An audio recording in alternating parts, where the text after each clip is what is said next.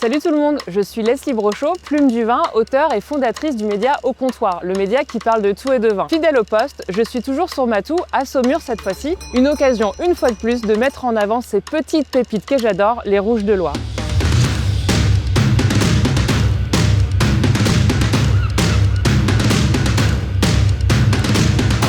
On va être un poil plus techos que dans l'épisode précédent, parce que je vais aller rencontrer Guilherme de Serval, qui est un ancien sommelier, et avec lui, on va déguster évolution dans le vin, modernité et toutes ces choses-là. Allez, je vais le rencontrer. Salut Leslie! Bienvenue à Saumur. C'est quoi ta relation, toi, avec les rouges de Loire? J'adore ça et j'aime bien les deux styles qu'on retrouve notamment avec le Cabernet Franc d'ici. Le style un peu ancien, un peu brut de décoffrage, un peu terreux, que j'adore. Le côté un peu nouveau, porté sur le fruit, un peu plus velouté, soyeux, assez moderne finalement. On va parler de tout ça avec les vignerons, je t'emmène. Avec plaisir. Ça va, Boris? Ça va et toi? Eh ben super.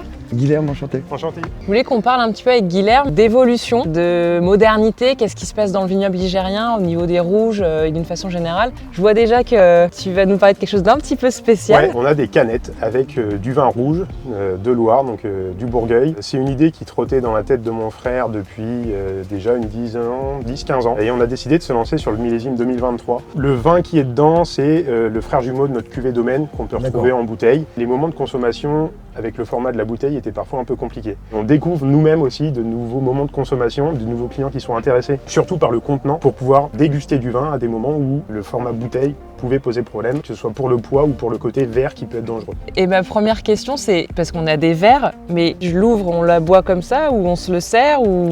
Il y a les deux écoles, on peut commencer par l'ouvrir et tenter l'expérience de la canette directement, et puis après passer dans le verre. Écoute, on va faire les deux. Il faut tenter. Ah, moi je prends des verres à pied pour la rando. Pour la rando. T'as le dos solide. Ouais. Je m'attendais à un vin plutôt dans la réduction. C'est totalement hermétique et autres.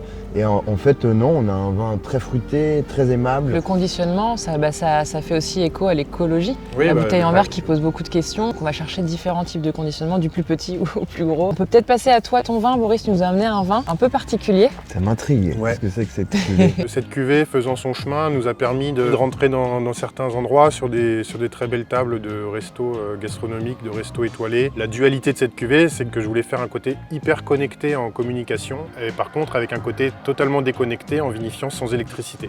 La beauté de la Loire, quand même, et là notamment sur les vins rouges, c'est que tu as des super canons à des prix encore hyper accessibles. Ce que j'aime avec ces cuvées-là, c'est qu'on va des fois aussi bien les faire goûter à la cave à des vieux clients de mon grand-père ou des clients qui débarquent et me disent « Oh là là, moi le vin je connais pas » et d'avoir aussi un retour hyper positif. C'est une région très dynamique, beaucoup de nouvelles générations. Le style des vins aussi évolue un petit peu, des rendements un peu plus faibles, une meilleure qualité, le côté fruits, plaisir, gourmandise, avec aussi des grands terroirs qui permettent de faire des grands vins de garde. Et ça, c'est une prouesse incroyable. Et c'est des rapports qualité-prix encore incroyables. On a encore cette liberté d'arriver à faire des choses sérieuses sans se prendre trop au sérieux. Ça, c'est parce que vous êtes très fêtard.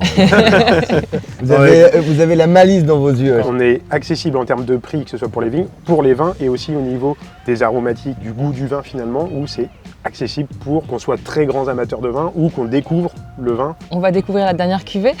Avec plaisir. Qu'est-ce qui serait très innovant de déguster avec ce chinon? Un truc un peu barré ou inattendu? Un poisson de la Loire avec une sauce au Cabernet Franc par exemple. Du silure au Cabernet Franc? Ouais, pourquoi pas. Bah, merci beaucoup pour Merci à toi, cette belle envolée sur un petit peu voilà, les évolutions, tout ce qui se passe dans la modernité dans le vignoble ligérien. On se retrouve au Banquet de Loire en juin à Paris. Avec plaisir. Super. Cabernet Franc.